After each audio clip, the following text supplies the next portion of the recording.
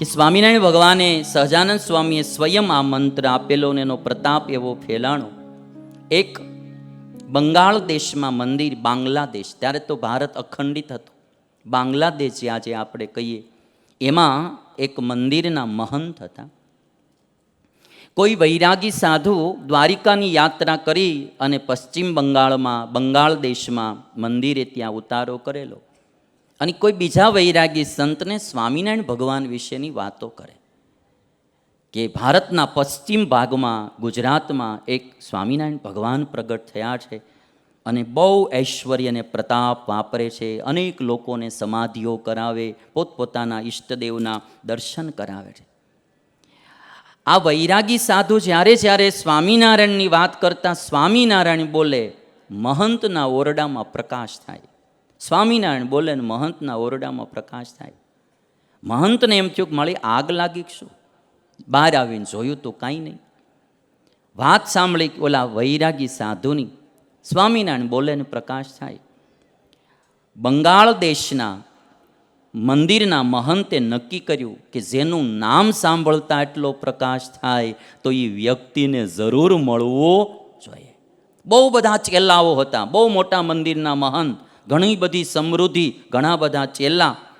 અને આ મહંત જે હતા બંગાળ દેશના મંદિરના, એ મહંતે નક્કી કર્યું કે મારે સ્વામિનારાયણને મળવું. 8-10 ઘોડા લીધા, 2-3 ઊંટ લીધા, 10-12 ચેલાઓ જે એમના હતા એ સાથે આવ્યા. બધો સામાન ભરી ઊંટ ઉપર, ઘોડા ઉપર બેસી અને બધા ગુજરાત આવવા માટે નીકળ્યા. અને ફરતા ફરતા લોજમાં આવ્યા, ગામબારો ઉતારો કર્યો, સદાવ્રત લેવા માટે રામાનંદ સ્વામીની જગ્યામાં સદાવ્રત લેવા માટે આવ્યા. અને ત્યાં સ્વામિનારાયણ ભગવાન બિરાજે. સ્વામિનારાયણ ભગવાનના દર્શન કરતાની સાથે જ આ મહંતને સમાધિ થઈ ગઈ. સમાધિમાં જેમ શીતળદાસને થયું ને એમ જ ભગવાનના દર્શન થયા. અહીંયા જે મૂર્તિ દેખાય એ જ ધામમાં દેખાય, ધામમાં દેખાય અહીંયા દેખાય.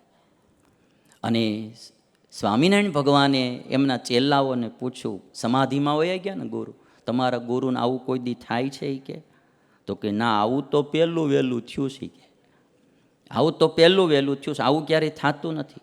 સ્વામિનારાયણ ભગવાને હામી દ્રષ્ટિ કરી, સમાધિમાંથી જગાડ્યા અને જાગી અને આ મહંતે પગ પકડી લીધા અને કહે છે કે મહારાજ, તમે મને હવે તમારી સેવામાં રાખો, મને તમારી સેવામાં રાખો. સ્વામિનારાયણ ભગવાન કે પણ તમારા ચેલા ઉપાધિ કે ટંટો કરશે, માટે તમે એને સમજાવીને પછી આવો.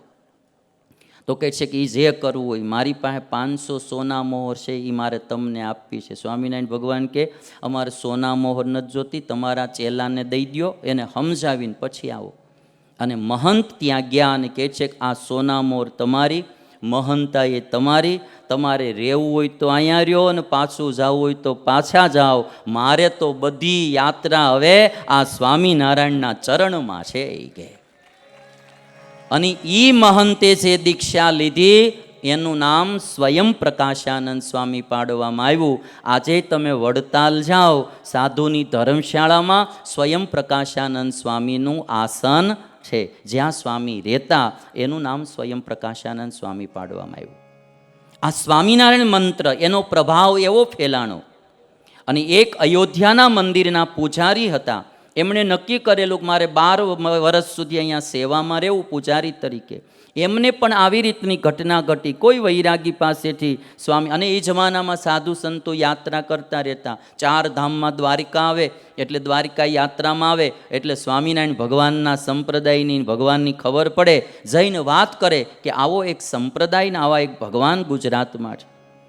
અને એ જે મહંત હતા, અયોધ્યાના મંદિરના મહંત, એ પણ નક્કી કરીને આવ્યા કે મારે સ્વામિનારાયણ ભગવાનને મળવું. પણ આ તો વળી પૂજારી થોડા પાછા એક સંકલ્પ કરીને આવ્યા કે જો મને પ્રગટ સ્વામિનારાયણ ભગવાન મળી જાય તો મારે 7 વાર કાંખમાં બેહાડી અને ઊંચા કરવા કે ને એમ કેડમાં તેડી લેવા મારે 7 વાર. આજે આમ થોડા પૂજારી બી ખાધે પીધે પૂરેપૂરા. અને આવ્યા, દ્વારકા આવ્યા. દ્વારકામાં જઈને પૂછ્યું કે કોઈ મહાપુરુષ અહીંયા છે કે? તો કહે છે કે ભાઈ મહાપુરુષ તમારે જોવા હોય તો માંડવી જાઓ, કચ્છ ભુજ માંડવી, ત્યાં ખયો ખત્રી છે. નાવમાં બેસી દ્વારકાથી ખયા ખત્રી પાસે માંડવી આવ્યા. માંડવીમાં ખયા ખત્રીને મળ્યા ને કહે છે કે મારે ભગવાન જોવા છે. ખયો ખત્રી નિરાકારવાદી હતો. બે ઉપાસના હિન્દુઓમાં ચાલી આવે, સાકાર ઉપાસના, નિરાકાર ઉપાસના.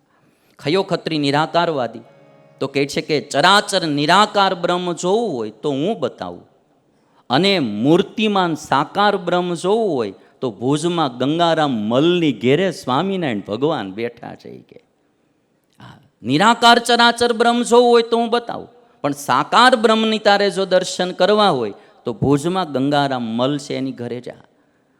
અને આ પૂજારી ગંગારામ મલની ઘરે આવ્યા.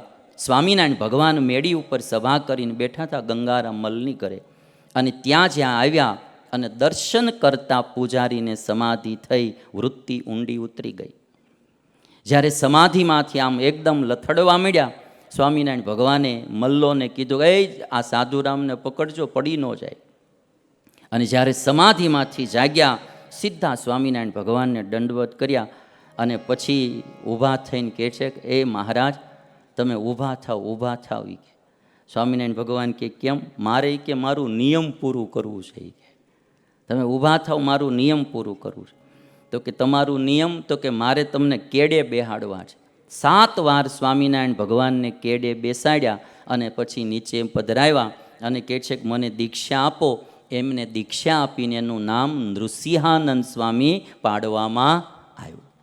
તો 2 જ ઉદાહરણ તમને મેં બતાવ્યા. સ્વામિનારાયણ ભગવાન ભેગા 500 પરમહંસો જે કહેવાતા ને, એ ભારતભરમાંથી આવેલા મોટા મોટા સમર્થ સાધુઓ બધા હતા.